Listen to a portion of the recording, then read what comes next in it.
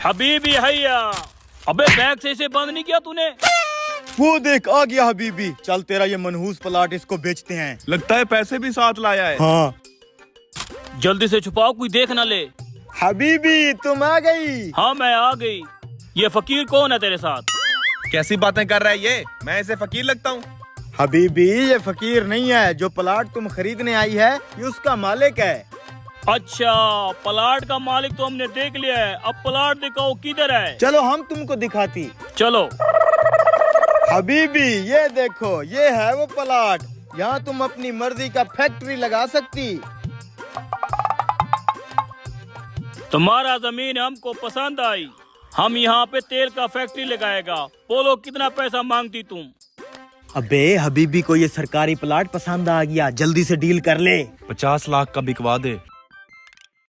हबीबी 60 लाख रुपया मांगती है ये, बोलो मंजूर है? 60 लाख सौदा मंजूर है। ये पकड़ो 50,000 एडवांस। ये पकड़ भाई 50,000 एडवांस। हबीबी बाकी की पेमेंट भी कर देते, सौदा तो हो गया है। बाकी का पेमेंट भी हम दे देगा। तुम इस जमीन का सफाई कराओ और ये कचरा वचरा इधर से हटाओ, कल तुम्हें बाकी पेमेंट मिल जाएगा। ठीक है हबीबी, तुम्हें कल सारी पेमेंट दे देगा। आज तुम इस प्लाट की सफाई कराओ। ठीक है हबीबी, कल मिलते हैं। अबे किस्मत वाला है तू, ये सरकारी प्लाट कौन खरीदेगा? फ्री का प्लाट है, अच्छे पैसों में बिकवा दिया। चल अब देखा कैसे इस सरकारी प्लाट पे एक ही रात में पूरी बस्ती खड़ी कर दिया है मैंने। हमारा ऐसा मिल तो जाएगा ना? तू घबरा मत और सीरियस हो जा, वो लोग आते होंगे। जल्दी चल, आज हबीबी को प्लाट दे के बाकी पेमेंट ले लेते हैं। हाँ। अबे ये क्या, ये इस प्लाट पे बस्ती कैसे बन गई? साले एडवांस हमसे लेके प्लाट किसी और को दे दिया। यार मैंने किसी को नहीं दिया, मैं तो खुद हैरान हूँ। रातों रात इतनी बड़ी बस्ती कैसे खड़ी हो गई है? चलो चल के पूछते हैं। काफी अरसे से मेरी नजर थी इस सरकारी प्लाट पे, आज आखिर मैंने कब्जा कर ही लिया यहाँ। यार इन लोगों ने तो प्लाट पे कब्जा कर लिया। ऐसे कैसे कब्जा कर सकते हैं? अभी मैं जाके थाने में इनके खिलाफ दरखास्त देता हूँ, फिर मैं देखता हूँ ये कैसे कब्जा करते हैं। अबे तू पागल है, ये सरकारी प्लाट है, तेरे नाम पे तो नहीं है। थाने वाले उल्टा तुझे अंदर कर देंगे। हाँ यार ये प्लाट तो वाकई सरकारी है, लेकिन अब कुछ तो करना पड़ेगा। एडवांस भी ले चुके हैं। तू परेशान मत हो, मेरे पास एक प्लान है। 10-12 लाख की लालच देके इनको यहाँ से उठा देते हैं। वैसे भी तो ये प्लाट तू 50 लाख में बेच रहा था, अरबी से 60 लाख की बात हुई है। ऊपर का 10 लाख तो इनको दे के उठा दे। लेकिन ये 10 लाख में मान तो जाएंगे ना? वो सब तू मुझ पे छोड़ दे, तू बस 10 लाख दे, मैं इनको मना लूंगा। गाड़ी का एडवांस रखा हुआ था। अब तू घर जा, अरबी के आने तक मैं ये प्लॉट क्लियर करवाता हूँ, ठीक है? आज हबीबी काम हो गई। 10 लाख का चूना लगा दे। बड़े भैया इनका 20,000 दे दो, फिर उन्होंने जाना है। ये लो भाई पैसे ले जाओ अपना सामान। हबीबी ये सूट उतार, इसका और उस गाड़ी का किराया भी देना है। कोई बात नहीं, तो पैसा बहुत है।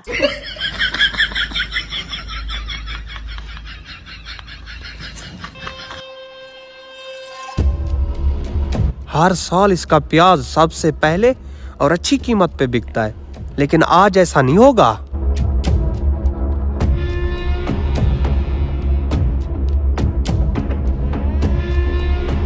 सब आ जाओ रे, सेठ साहब आ चुके हैं।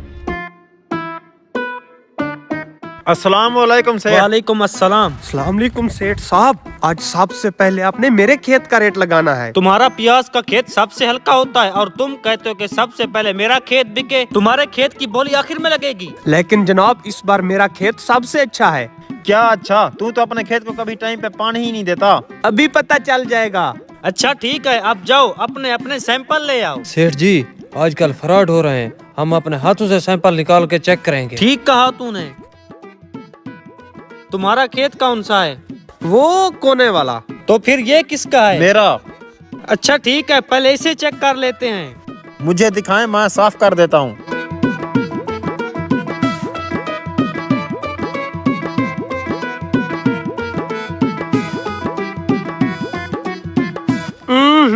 ये तो शक्ल से ही मुझे कड़वा लग रहा है।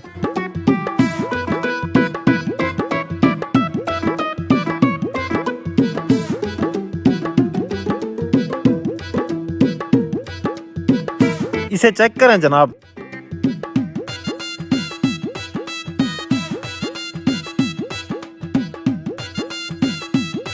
जनाब मुझे लगता है आपको इसके प्याज पसंद नहीं आए। नहीं, इसका माल एक नंबर और अच्छी क्वालिटी का है जनाब। मैं हर सीजन पे अच्छी नस्ल का प्याज काश्त करता हूँ। क्या खाक अच्छी नस्ल का प्याज काश्त करते हैं आप? पता है जनाब इसके प्याज में मिठास क्यों है? कुछ समझ नहीं आई। मैं समझाता हूँ आपको। भाई तू करना क्या चाहता है? बेटे सब्र कर तू।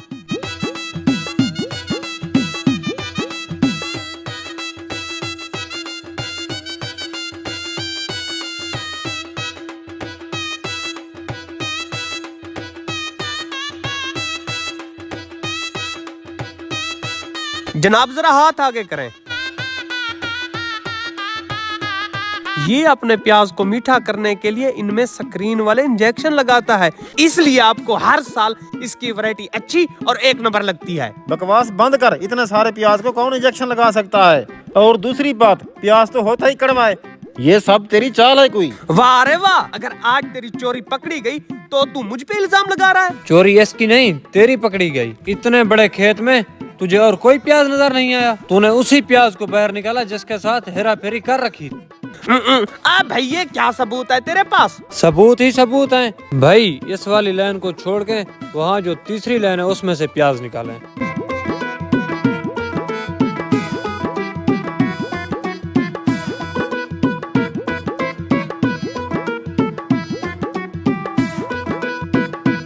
अब इसके दो हिस्से करें। इसमें से तो पानी नहीं निकला।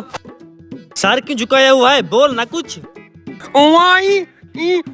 अल्लाह हाफिज। चल इसके मुंह के अंदर डाल।